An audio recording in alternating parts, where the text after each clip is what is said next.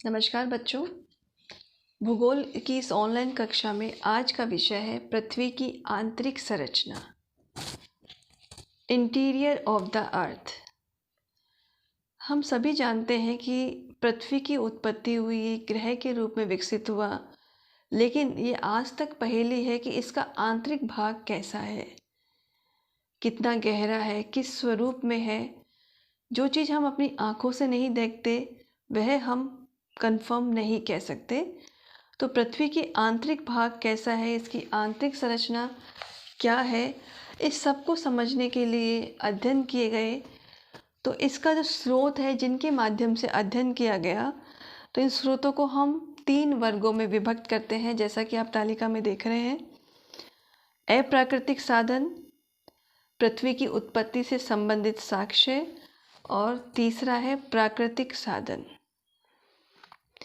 अप्राकृतिक साधन या आर्टिफिशियल सोर्सेस वह है घनत्व, दबाव और तापक्रम। प्राकृतिक में आता है ज्वालामुखी उद्गार, उल्कापिंड और भूकंप विज्ञान। पृथ्वी की उत्पत्ति से संबंधित विभिन्न विद्वानों ने अपने मत प्रकट किए थे। उन मतों के आधार पर पृथ्वी को विभिन्न स्वरूपों में माना गया। सबसे पहले हम अप्राकृतिक साधनों की बात करते हैं, जिसमें पहला था घनत्व। पृथ्वी का जो औसत घनत्व है वह है 2.7, और यह आग्नेय चट्टानें इसमें है जिनका घनत्व है 3 से 3.5। और इस औसत घनत्व की बात जब हम करते हैं तो ये इस ऊपरी परत की बात है, जिसमें अवसादी चट्टानों से निर्मित है, जो 2.7 की बात करी। और संपूर्ण पृथ्वी के घनत्व की बात करें तो यह है 5.5। और जैसे जैसे हम गहराई की ओर जाते हैं, घनत्व में वृद्धि होती जाती है और आंतरिक भाग का घनत्व बहुत अधिक बढ़ जाता है। और आंतरिक परत है, वहाँ पे घनत्व 11 से 12 तक पाया जाता है। तो घनत्व में वृद्धि हो रही है, और घनत्व में वृद्धि हो रही है यानी इतना अधिक घनत्व वाला भाग है वो ठोस अवस्था में ही होना चाहिए, क्योंकि दबाव बढ़ता है तो घनत्व अधिक हो जाता है, चट्टानों पे दबाव पड़ता है और अधिक घनत्व वहाँ पर देखा जाता है। दूसरा था आपका दबाव। और दबाव भी जैसे चट्टानें एक दूसरे के ऊपर भार उत्पन्न करती हैं और गहराई पर जाने पर दबाव में वृद्धि होती जाती है। घनत्व की भांति ही दबाव भी भीतरी भाग में स्थित भारी शैलों के कारण अधिक मात्रा में बढ़ता है। तीसरा है तापक्रम। जैसे जैसे हम धरातल के आंतरिक भाग में जाते हैं तो प्रति 32 मीटर की गहराई पर 1 डिग्री सेल्सियस तापक्रम में वृद्धि होती है। इस वृद्धि को हम देखें, अगर इसी क्रम में वृद्धि हो तो 50 किलोमीटर की गहराई पर जो तापक्रम होना चाहिए वह 1200 से 1800 डिग्री सेल्सियस, और जो कोर भाग है वहाँ पे 2 लाख डिग्री सेल्सियस तापक्रम होना चाहिए, अगर इसी दर से तापक्रम में वृद्धि होती है।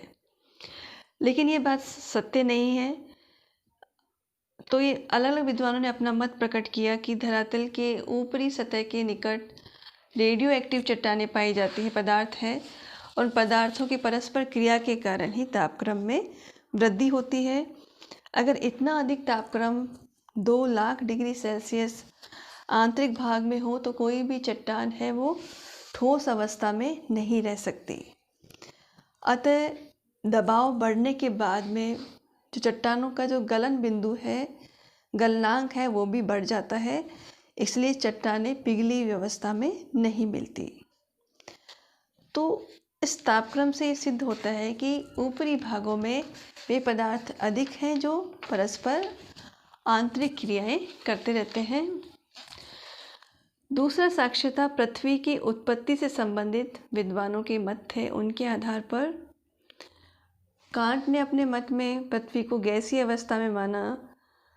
लाप्लास की निहालिका परिकल्पना में ठोस अवस्था में माना गया।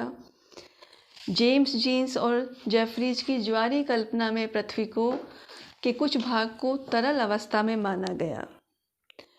तो इन विभिन्न परिकल्पनाओं में पृथ्वी को ठोस, तरल और गैसीय तीनों अवस्थाओं में ही माना गया। तो इससे भी हम पूर्णतः सत्य का अंदाज नहीं लगा सकते।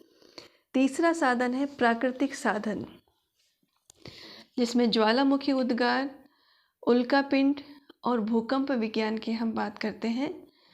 ज्वालामुखी उद्गार के समय जब भूगर्भ से लावा निकलता है तो वह पिघली अवस्था में निकलता है। इससे यह सिद्ध होता है कि पृथ्वी के आंतरिक भाग में कुछ ऐसा क्षेत्र अवश्य है जिसमें चट्टानें पिघली हुई अवस्था में है। उल्कापिंड जब गिरते हैं तो उल्कापिंड के गिरने से बाद उल्कापिंडों का अध्ययन किया जाता है। तो उन अध्ययन से ज्ञात होता है कि उन उल्कापिंडों के आंतरिक भाग में लोहा और निकेल की प्रधानता है। इससे ज्ञात होता है कि पृथ्वी के जो कोर भाग है इसमें भी लोहा और निकेल का बना हुआ है।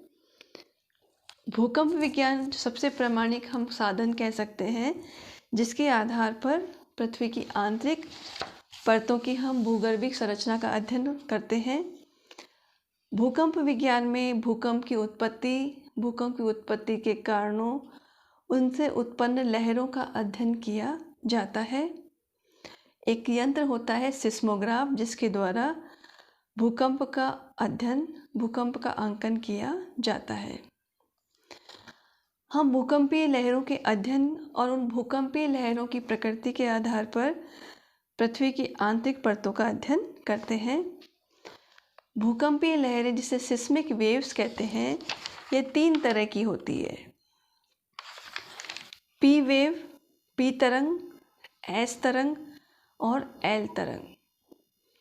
पी तरंग प्राइमरी वेव्स जिसे कहते हैं, ये ध्वनि तरंग के समान चलती है और इसमें ध्वनि तरंगों की भांति ही अनुदैर्ध्य तरंगें होती हैं।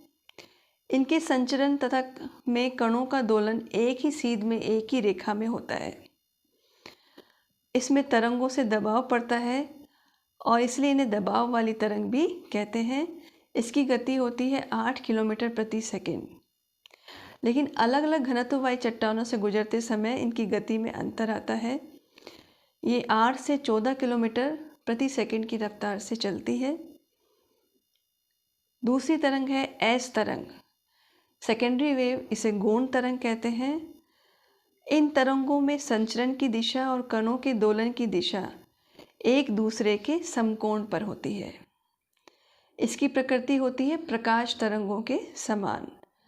इसकी गति है 4 किलोमीटर प्रति सेकंड औसत और यह वेव एक ऐसी है सिर्फ ठोस माध्यम से ही गुजर सकती है, तरल माध्यम में ये लुप्त हो जाती है। तीसरी तरंग है एल तरंग, लॉन्गिट्यूडनल वेव्स, सरफेस वेव्स। ये धरातल तक ही सीमित रहती है। ये ठोस, तरल और गैस तीनों माध्यम से गुजरती है।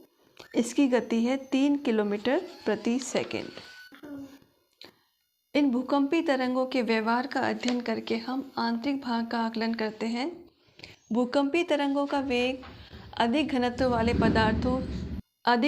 वाले पदार्थों में से गुजरने पर बढ़ जाता है और कम घनत्व वाले पदार्थों में से गुजरने पर घटता है। तो इन पी तरंगों की गति का अध्ययन और एस तरंगों की गति का अध्ययन करने पर यह ज्ञात होता है कि पृथ्वी के आंतरिक भाग में विभिन्न घनत्व वाले भाग देखने को मिलते हैं। गौण तरंगों का व्यवहार देखने से पता चलता है कि ये एक ऐसे क्षेत्र में लुप्त हो जाती है। इसका तात्पर्य है कि वहाँ पर तरल अवस्था में कुछ क्षेत्र है।